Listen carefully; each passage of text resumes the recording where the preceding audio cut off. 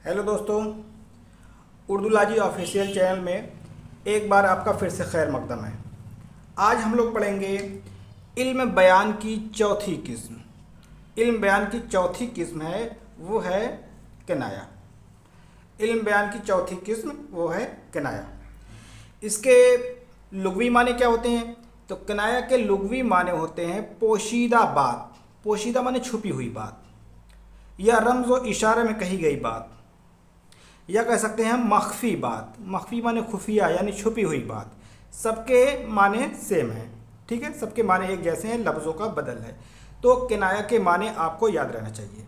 एक बात तो ये हो गई इसके माने के बारे में। अब इसकी तारीफ़ देखिए क्या है।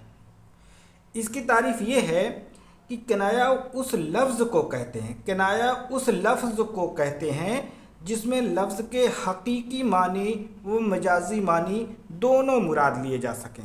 क्या है? हकीकी मानी और मजाजी मानी दोनों मुराद लिए जा सकें। इसके पहले आपके पढ़े थे, आपने इस्तिआरा और मजाज मुरसल में आप उसके हकीकी मानी ये मजाजी मानी ले रहे थे। इसके पहले वाले वीडियो में उसमें मजाजी माने पर जोर दिया जाता था, हकीकी माने से कोई ताल्लुक़ नहीं होता था। लेकिन किनाया में क्या होता है? किनाया में ये होता है कि हकीकी और मजाजी दोनों माने मुराद लिए जा सकें। समझ गए? तो किनाया उस लफ्ज़ को कहते हैं। इसमें आपको तीन चीज़ देखना है। किनाया उस लफ्ज़ को कहते हैं। मान लीजिए कोई शेर दिया गया है, उस शेर में कोई एक लफ्ज़ आया है, उसी लफ्ज़ को हकीकी मानी और मजाजी मानी दोनों मुराद लिए जा सकें, दोनों मुराद लिए जा सकें। जैसे मान लीजिए कहीं लिखा हुआ है कंदील फलक।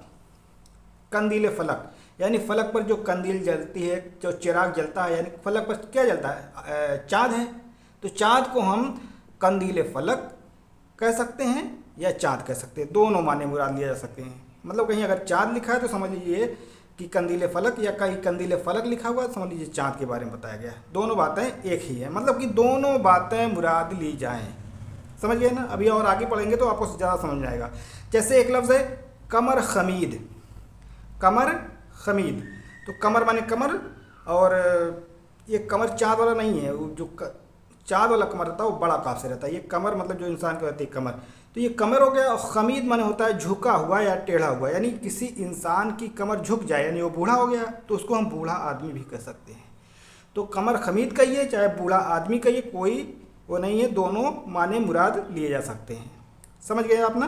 तो यही चीज़ होता है कि किनाया उस लफ्ज़ को कहते हैं जिसमें लफ्ज़ के हकीकी मानी और मजाजी मानी दोनों मुराद लिए जा सकें। जैसे कंदील फलक यानी चाँद, कमर खमीद यानी बूढ़ा आदमी। समझ गए ना? अब देखिए किनाया के इक़साम, किनाया की किस्में। बहुत सारी किताबों में कहीं दो लिखा है, कहीं तीन लिखा है, लेकिन दो ज़्यादा लिखा हुआ है, तो आप दो को जानिए। तो किनाया की दो किस्में होती हैं। एक का नाम है किनाया करीब, एक का नाम है किनाया बईद। किनाया करीब माने जो नज़दीक, और बईद माने जो दूर। समझिए ना?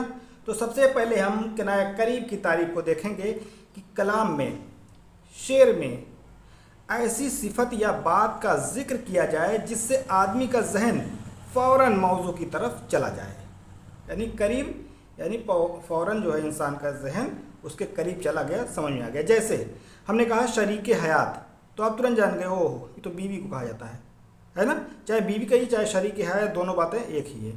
तो अगर हम कह रहे हैं शरीक हयात, आप तुरंत समझ गए कि बीवी को कहा जा रहा है। उसी तरीके से अगर हम कहें लख्ते जिगर यानी बेटा, लख्ते जिगर कहते नहीं कि ये मेरा लख्ते जिगर है यानी बेटा है, यानी हमारा दिमाग तुरंत चला जाए कि क्या कहा जा रहा है, किसके बारे में कहा जा रहा है। अगर कोई कहे लख्ते जिगर तो आप जान जाइए कि ये बेटा को कहा जा रहा है।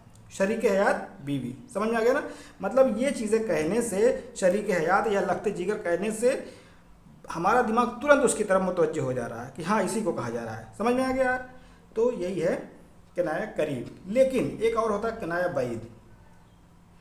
इसमें क्या होता है? इसमें इसका उलट होता है। जैसे कलाम में ऐसी सिफत को बयान किया जाए जिससे आदमी का जहन जल्दी उस पर ना पहुँचे, बड़े सोच विचार के बाद, गौर फिक्र करने के बाद पहुँचे। जैसे है कि उनका हाथ हमेशा खुला रहता है।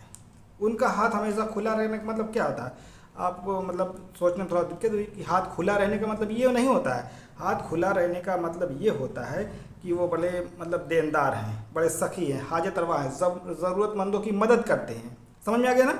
ज़रूरतमंदों की मदद करते हैं मतलब थोड़ा सा जहन लगाना पड़ा, सोच करके हमको बताना पड़ेगा कि हाँ, हाथ खुला रहने का ये मतलब होता है। समझ गए ना? तो यही होता है, मतलब करीब में जो बात आसानी से समझ में आ जाए और जो माने आसानी से समझ में आ जाए, और बरीब में मतलब थोड़ा सा सोच और फिक्र के बाद हमको समझ में आए, यही होता है किनाया और वही। तो आपको यही याद रखना, किनाया की तारीफ़ आपको याद रखना है, बस इतनी तारीफ़।